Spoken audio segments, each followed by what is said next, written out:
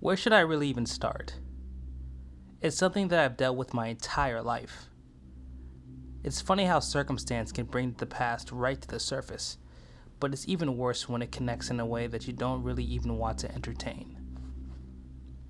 I guess I'll start by saying my brother died when I was pretty young, 7 years old in the summer of 1978. He was 5 years older than me, and he was everything an older brother should be. He looked out for me, always had time to play catch and help me with my homework. Hell, he even stood up to his friends when they would gripe when I tagged along for every walk down to the gas station for a soda. Mom always told him to take me, but he never complained about it. Not once. In fact, I think he genuinely enjoyed all the time we spent together. I know he did. That's why it's all the worse to have him gone. And now I'm thinking not entirely in the way I've convinced myself my whole life he had. Much like a lot of people, the COVID quarantine has me spending a lot of time at home. I'm laid off from my job. Kids are all moved out. Wife passed shortly after that. It's quiet and lonely and boring. The perfect climate to think about a lot of things. He passed away a little over 40 years ago. I can't really explain why, but ever since that dreadful anniversary, we were on the east shore of Bear Lake, a popular vacation destination that spanned the Utah-Idaho border. Unlike the rest of Sandy and the calm shoreline, the eastern side was rocky and somewhat choppy, overgrown with reeds and dotted with campsites spread far enough apart to feel like you're truly roughing it. Still, all I wanted to do was swim. And at that age, the reasons why or why not really couldn't have mattered less to me. The water was almost magnetic, drawing me to the shoreline all through that first evening, and into the next day until our parents finally said we could. Brother was right there by my side the whole time, just like he always was. The rocks and reeds leading out to the shallow of the eastern shore meant we had to wear our water shoes to keep our feet from getting cut up. I didn't mind. Whatever it took to get out there and hang out with my brother, I would do it. The second the water rushed into my shoes, however, I felt a chill run up my spine and out through my fingertips. I remember it being cold. He suggested we should just go back, that there was no sense in catching a chill for the rest of the trip if tomorrow or another day would be warmer. Every day I wonder if things would be different if I wasn't so insistent then. But like the good big brother he was, he more than happily obliged to let us stay. I remember it didn't take too long to get used to the water, to get to the point where it felt better in the choppy chill rather than the bite of the rising winds. It wasn't noticeable at first, the way the breeze started kicking up. A lot of things weren't, actually. The fact that I was making my way steadily to deeper waters, with every splash and step, only dawned on me when my footing gave way. I couldn't have been under the surface for more than a moment or two. Certainly not long enough to warrant any worry. Brother saw to that. But as his grip tugged with the waistband of my trunks, my attention was squarely focused on something else entirely. A pair of eyes was watching our every movement from beneath the waves. I can still see them, plain as day, just staring at me. Two dots of yellowed and focused amber, swaying in motion with our direction, intent on matching our projected path should we wander even deeper. Unblinking and unflinching, the gaze was all I could think about once my brother's grip forced me to break surface. I'll never forget the worry on his face when he finally wrangled my attention away from the waters and back to him. The shrill of his voice was still one of the worst parts to endure. Even to this day, it remains permanently etched in my dream, just as vivid as the first time, just as awful as the last. Hurts even worse thinking about what I did next. He kept yanking on my wrist as I tried to make my case for what I had seen underwater. It took a few tries before his nerves had settled enough to make sense of what I was trying to explain to him. The wind had died down, sure, but he kept trying to convince me my mind was playing tricks against the choppy waves. Funny how that was the explanation for every time I'd open up about it since. The police, my parents, teachers, and psychiatrists, all in your head. A coping mechanism. Too young to understand. Your mind playing tricks. I know what I saw. That's what I kept telling him too. Again, I'm the reason he went out a little further. All for his little brother. To satisfy my curiosity. Assuage my fears. His head kept surfacing in broken increments, a deep breath marking each rise before his body flipped to dive deeper each round. I remember marveling at how long he could hold his breath, how far down he could dive after the soles of his water shoes dragged past the lake's surface. Everything he did was amazing to me, but even as I saw his image slightly obscure in what depth there was, a wild thought occurred to me. One that could have easily been written off as childish innocence had it been thought of my own. It was the first thing I said once I caught his attention between dives, that maybe the fishies just needed an invite to play with us. Even as the words came out, I knew they weren't mine. It felt so wrong somehow, like a possession took hold of me long enough to break some unseen ceremony. I was petrified. He chuckled for the last time as he wiped water from his face, rocking his head in an amused nod before emphatically agreeing to summon the amber eyes from the deep. That was all it took. My brother fought against the creature, hard enough for the gurgled shriek to break free from the now churning surface only a time or two. I should have done something. Anything. But I was quite literally paralyzed with fear, rooted in place by another set of the same piercing eyes gazing at me, just outside the mortal struggle. Eventually the writhing cadence slowed in tempo until there was nothing but a soft stream of bubbles gently rising to breach the water. But even those stopped after another handful of heartbeats, offering me a clear view of my brother's distant and lifeless gaze being slowly pulled away from me, whatever tendril had wrapped itself around his throat. Once his face disappeared into the inky blue abyss, the second creature did too. The moments were a blur of hysteria, fear at finding my way back to shore, and desperation as I pulled my father's hand in tow. Looking back now, it was foolish to think my parents could have somehow saved him.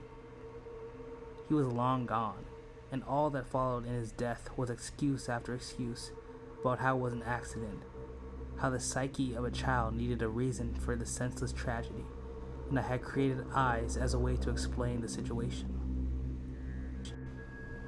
All anyone ever did was explain away. Recently, the dream started occurring more frequently, and with it came a sense of a sharp and indignant curiosity. 7 was old enough to know what I saw, old enough to know I should stop fooling myself and search for answers. And fortunately, or unfortunately, the current global climate has left me ample time to research every possibility of what may have happened that day. I feel I may have an answer, whether or not you accept it makes no difference.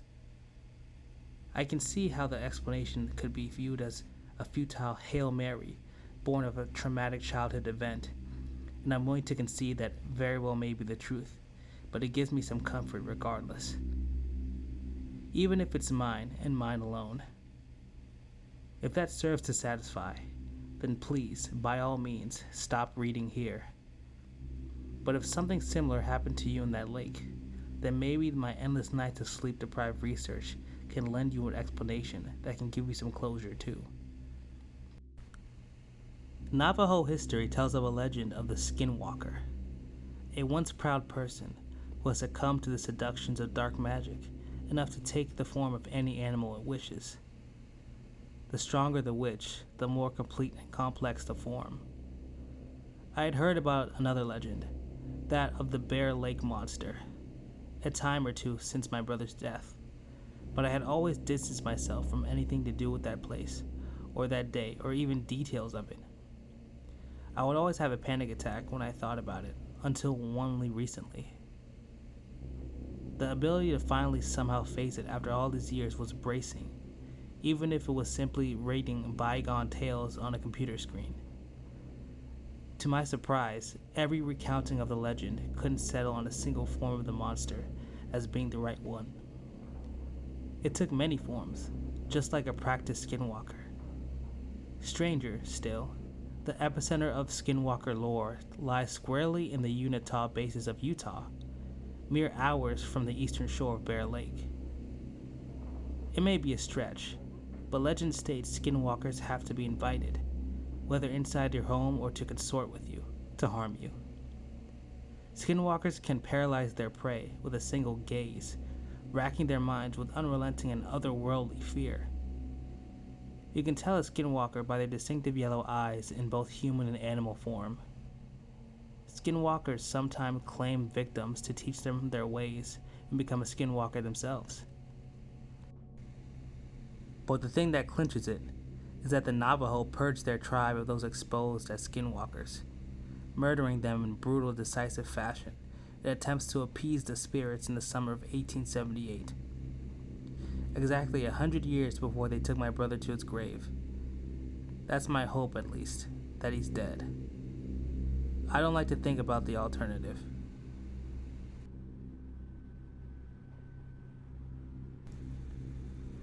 Okay, so to start out, I live in Mesa, Arizona, which is basically Phoenix, Arizona, because the main cities of Arizona spread out into many cities with no border in between. Mesa is what I would call the suburbs of Phoenix. I changed my name, of course. I live in an apartment complex I would describe as close to the ghetto, but still nice. I live in a bedroom, one bathroom apartment with my girlfriend. Arizona is a state full of ancient and Native American history. I live in the Hohokam Canal, as do many Arizonians. The whole place used to be cities of ancient Native Americans. The point is, I'm in the area for what I believe to be a skinwalker. I'll get to my story. Yesterday, I was drinking one of those things I picked up during the COVID-19 quarantine, or what's enforced here. And I decided to smoke a bowl on my apartment patio, which I don't usually mind to do. I just finished loading up my pipe and taking the first hit when I heard a voice somewhere nearby. "Amanda, open the door, please."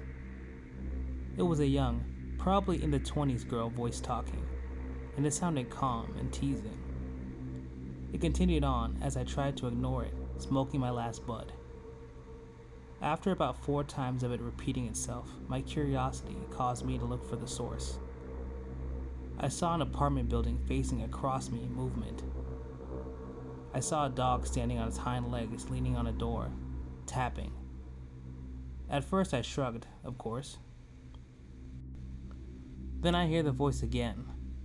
It sounded exactly the same as last time. Exactly the same. As if you recorded their voice and that sentence replayed it once again. There wasn't any other sound or movement in the complex.